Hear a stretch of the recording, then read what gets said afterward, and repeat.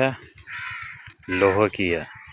तो ये बहुत पुरानी डिश है, तकरीबन 5-6 साल 7 साल हो गए हैं। ये जैसी ली थी वैसी की वैसी है। गुजरांवाला से ली थी मैंने 2200 रुपये में।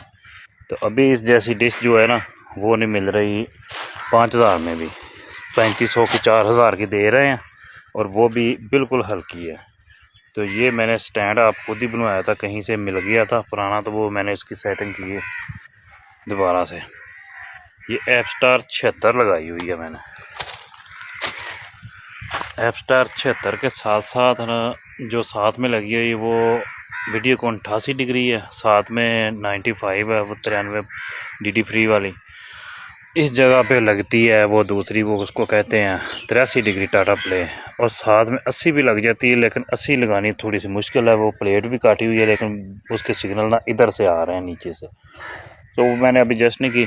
इधर मैं कोशिश करूँगा 68 डिग्री लगाने की, और साथ इधर लगेगी वो दूसरी 52 डिग्री या 60-52, वो मैं कोशिश करूँगा वो लगाने की। तो वैसे ये 76 के जो चैनल है ना, इतने चैनल तो अच्छे हैं लेकिन इतने स्टेबल नहीं है।